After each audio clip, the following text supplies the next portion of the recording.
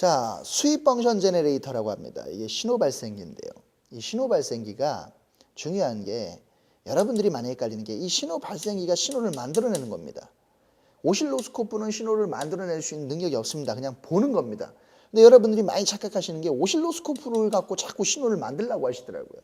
신호를 만드는 건 얘가 만드는 겁니다. 근데 수입 펑션 제너레이터라 했어요. 여기 수입이라는 건 소인이라고 해서 큰 사람, 뭐 작은 사람 이게 아니라 소인이라는 게 어떤 발진을 얘기하는 겁니다. 미지의 발진. 예? 그 펑션이라는 건 우리 컴퓨터 보시면 F1키, F2키 있죠? 그 펑션 제너레이터, 펑션 키입니다. 그 기능 키라고 하죠. 그래서 어떤 파형을 만들어낼 수 있는 그런 기능을 만들어낼 수 있는 제너레이터가 발생기입니다. 그래서 신호를 만들어낸다. 어떤 기능이 있는 신호를 만들어낸다. 그래서 그 펑션이라는 기능이 뭐야? 정연파, 삼각파, 구형파를 만들어낼 수 있다는 거죠. 우리가 보통 이 신호 발생기는 SG라고 하는데 그건 시그널 제너레이터라고 합니다. 펑션이라고 안 하고 시그널 제너레이터라고 하는데 그 시그널 제너레이터는 이 정연파만 만들어내기 때문에 삼각파나 구형파가 없죠. 펑션 기능이 없죠. 그냥 간단합니다. 그걸 보시면 될 것 같아요. 그래서 우리가 수입 펑션 제너레이터를 한번 볼 수가 있습니다. 그래서 펑션 기능이 정연파, 삼각파, 구형파라는 거죠.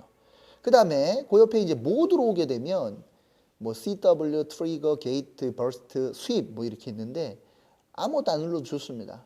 이건 기본 기능이기 때문에 이걸 눌러주면 어떤 기능들이 하나씩 생기는데요. 누를 필요가 없습니다. 우리가 쓸모가 없습니다. 측정할 때 이거 설명해 드리면 더 여러분들이 헷갈려 하세요. 그래서 요거는 전부 다 빼져 있는 상태로. 그 다음에 여기 수입 버스터 AM 모드라고 해서 이게 AM 라디오라든지 뭐 이런 거 쓸 때 이 모드하고 요거랑 같이 합쳐서 이렇게 쓰는 건데 요 모드하고 수입 모드, 수입 버스터 요 부분은 안 쓴다고 생각하시면 돼요. 요만큼은 안 쓴다고 생각하시면 됩니다. 그럼 이제 우리가 쓰는 게 뭐가 있냐? 주파수 범위를 생성하는 범위 조절 단자, 그래서 프리퀀시 레인지 단자. 그럼 그 범위 안에서 범위를 만들어내는 프리퀀시 스톱 단자가 있습니다. 그래서 주파수 범위를 선택하고 범위를 조절해주는 단자가 있다는 거죠. 그래서 주파수를 여기서 만들어주는 겁니다. 선택하고 조절해주고. 그 다음에 이쪽으로 가시면 뭐가 있다? 전압의 진폭을 조절해주는 단자가 있다. 그걸 우리가 앰플리튜드라고 얘기하죠. 앰플리튜드. 그래서 우리가 쓰는 거는 여기서 쓰는 거는 펑션과 전압 조절 단자, 그 다음에 뭐가 있어요? 주파수 범위 선택 단자, 주파수 범위 조절 단자 이렇게만 씁니다. 신호 발생기에. 그리고 아웃푸트가 여기 있죠. 아웃푸트가 이제 여러 개의 아웃푸트가 있습니다. 이렇게 3개, 여기까지 4개, 이제 총 5개의 단자 중에 요건 인이고요. 4개가 얘도 인이고요. 요 3개가 이제 아웃푸트인데 뭐 요 아웃푸트하고 요 아웃푸트 둘 중에 하나를 쓰는 건데 요 아웃푸트는 이제 조금 이따 실험을 해보겠지만 우리가 기준 쓰는 아웃푸트입니다. 그리고 이제 요 아웃푸트는 TTL 아웃푸트라고 해서 고정된 아웃푸트입니다. 그래서 오실로스코프에다가 이제 신호를 한번 물려볼 겁니다. 그러면 이제 단자 선이 2개가 필요하죠. 그래서 일단은 이 선이 제대로 된다 안 된다를 체크해 보려면 여기다 갖다 이렇게 물려보시면 돼요. 그럼 구형파가 뜨죠. 그죠? 그럼 이 선은 이상이 없는 겁니다. 근데 이 마이너스 선 쪽에서 이상이 있을 수도 있어요. 그러니까 그거는 한번 측정을 해봐야 돼요. 어떻게 측정을 해봐야 되냐? 자, 우리가 이렇게 단자를 꽂아서 이쪽 단자를 꽂고 자, 검은 거는 검은 거끼리, 자, 마이너스는 마이너스끼리 연결을 하고요. 빨간 거는 빨간 거, 플러스는 플러스끼리 연결해서 오토셋을 누르면 파형이 나올 겁니다. 기다려볼까요? 예, 이런 파형이 나오네요. 무슨 파? 정연파죠. 자, 요 무슨 파? 삼각파. 요는 무슨 파? 구형파. 이렇게 해서 이 펑션이라는 게 정연파, 삼각파, 구형파를 만들어낼 수 있는 신호 발생입니다. 얘는 신호를 못 만들어내요. 자꾸 얘를 만드시는데 얘는 보는 겁니다. 보기 좋게. 지금 오토를 한번 눌러보면 이 상태보다 이 상태가 보기가 더 좋죠. 지금 여기 수입 펑션 제너레이터 보니까 995Hz입니다. 주파수가 996Hz. 맞죠? 네. 맞습니다. 그러면 이 수입 펑션 제너레이터를 우리가 이제 예를 들어서 1kg에 놓고 프리퀀시 레인지를 맥스 값으로 놓으니까 얼마 나왔어요? 지금 10.42kg가 나왔습니다. 오토 눌러보니까 자동적으로 정확하게 잴 수가 있죠. 그죠? 이렇게 상하 포지션을 놓고 이렇게 잴 수도 있고요. 이게 10kg라는 겁니다. 그러면 자 여기 제네레이터 보면 1kg에 놨을 때 맥스로 놨을 때 10kg가 나온 거 보니까 얘 배율은 10배율짜리라는 거죠. 이건 신호 발생기마다 다 달라요. 어떤 거는 1kg 놨을 때 맥스로 올렸을 때 2kg 나오는 것도 있고요. 어떤 거는 1kg 놨을 때 맥스로 올렸을 때 1kg 나오는 것도 있고 2kg 나오는 것도 있고 4kg 나오는 것도 있고 5kg 나오는 것도 있어요. 배율이 다 다릅니다. 배율이 다르니까 배율, 주파수 범위 배율은 여러분들이 스코프, 신호 발생기마다 다르니까 그건 잘 염두를 해 두셔야 됩니다. 그래서 주파수 범위를 선택해서 범위를 조절해 주는 단자입니다. 그 다음에 이쪽에 보시면 진폭을 조절해 줄 수 있는 단자입니다. 그러면 제가 문제를 하나 낼 건데 어떤 문제를 낼 거냐? 정연파 5kHz에 5V를 만들어라 이렇게 할 거예요. 그렇다면 일단은 정연파를 넣으시고요. 5kH니까 100Hz에 놨을 때 맥스로 돌려봐야 얼마예요? 1kg밖에 안 나오죠. 배율이 10배짜리니까. 그러니까 1kg 넣고 5 정도 넣으면 5kg가 나올 것 같아요. 반 정도 넣으면. 그죠? 이렇게 넣으면 지금 5kg가 나올 것 같아요. 그죠? 5kg. 나오죠? 4.95, 5kg. 얼추 맞게 나오죠? 5V니까 지금 4.4V니까 이렇게 전압을 조절해서 5V를 맞춰주시면 되죠. 그래서 보기 좋게 좌우 포지션을 해서 얘를 중앙에 딱 갖다 놓으시면 보기 좋게 보실 수가 있죠. 5kHz 5V. 이게 가장 중요한 신호 발생기와 오실로스코프의 사용법이죠. 이제 회로에 몇 kHz 몇 볼트 인가해서 오실로스코프로 봐라. 그러면 어떤 파형이 나오더라. 이게 이제 우리가 관건인데 그거를 해서 답을 잘 쓰는 게 관건이죠. 그래서 요거를 여러분들이 좀 잘 이해를 해 주셔야 될 것 같습니다. 그러면 지금 이제 문제를 하나 더 내볼 건데 구형파 25kHz에 5V를 한번 0.5V를 한번 맞춰봐라. 그러면 펑션을 먼저 바꿔야 되겠죠. 구형파로. 그죠? 그 다음에 25kg니까 1kg에 놓고 맥스로 돌려봐야 10kg밖에 안 나오죠. 그러면 10kg에 놓고 반대로 돌려서 오토를 눌러보면 지금 몇 킬로죠? 28kg, 29kg 정도 되네요. 자, 이렇게 25kg.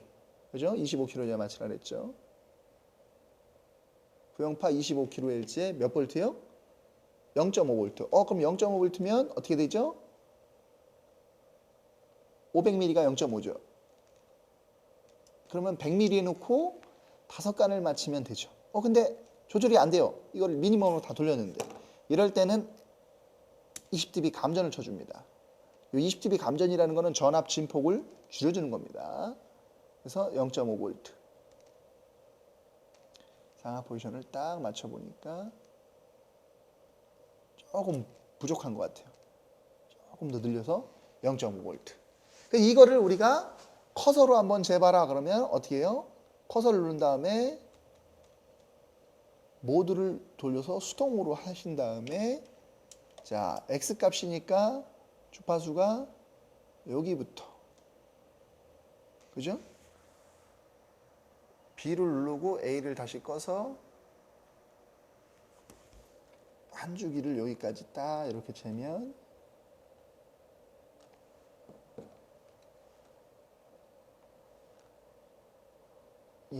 여기 25kg 뜨는 걸 볼 수가 있죠. 그 다음에 한 번 더 누르면 Y가 나오니까 얘가 A 값이니까 A 값을 여기다 탁 밑에만 치시고 A를 해제하고 B를 눌러서 얘를 여기다 갖다 놓으면 여기 508mV A 값이 조금 크네요. 딱 갖다 놓으면 504mV 0.5V 정도 나오는 거죠. 이렇게 해서 우리가 커서를 이용해서 전압값을 잴 수가 있다는 거죠. 이걸 누르시면 이렇게 다 꺼지는데 요거는 이제 아직 남아있죠. 이렇게 해서 이제 자동으로 읽는, 뮤추얼로 읽는 방법과 커서로 읽는 방법 두 가지를 다 할 수가 있었습니다.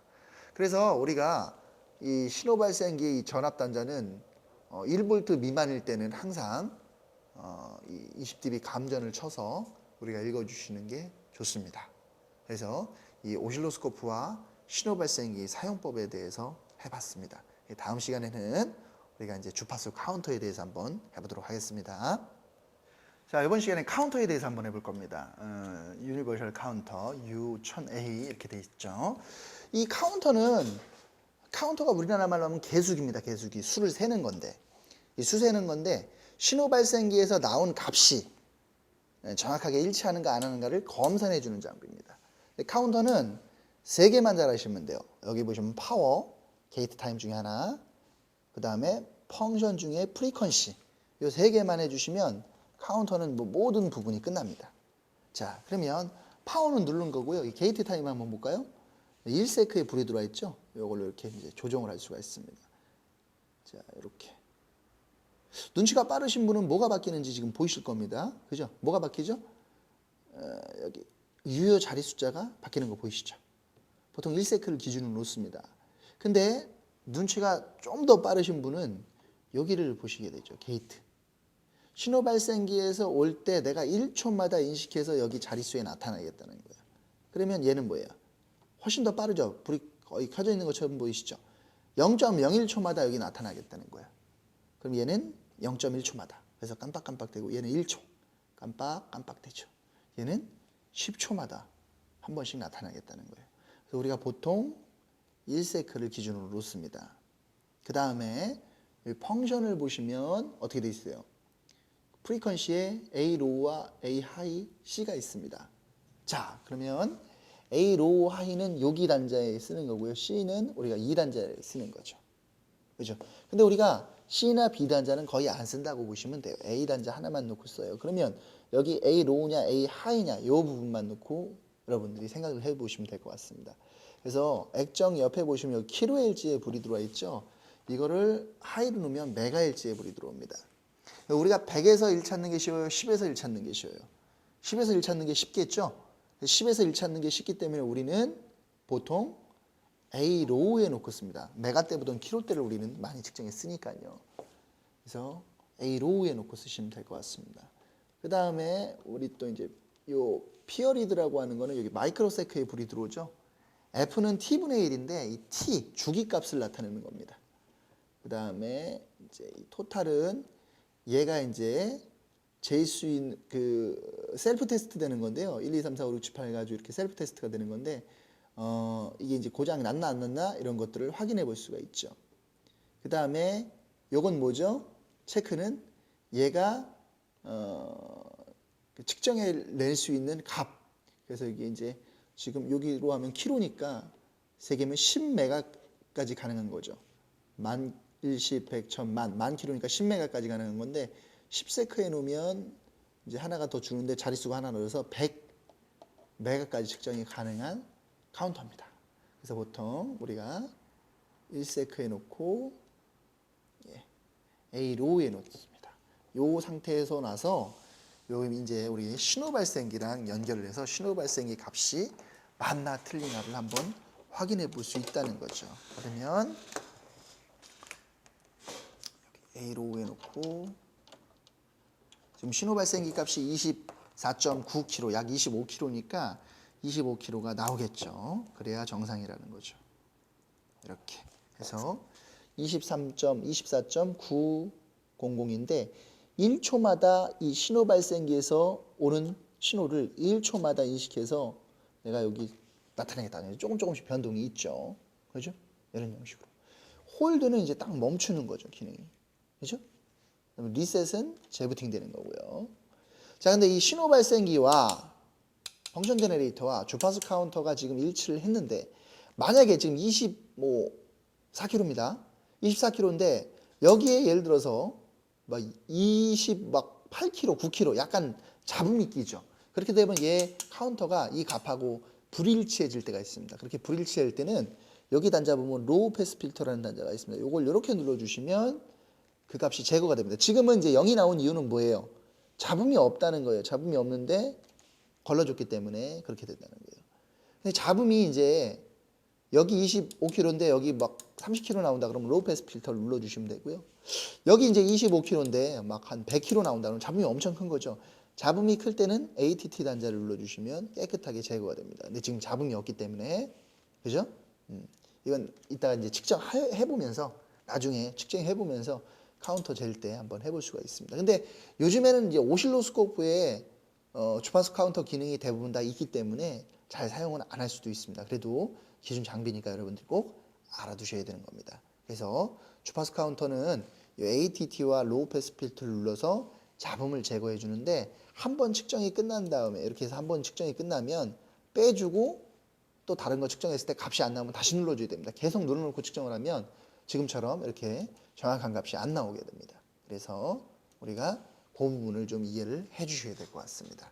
자, 그래서 카운터와 신호 발생기를 같이 사용하는 방법에 대해서 알아봤습니다. 자, 다음 시간엔 이제 신호 발생기를 통해서 전압 값을 잴 수 있는 전압 값을 전력으로 잴 수 있는 AC 볼트미터에 대해서 알아보도록 하겠습니다.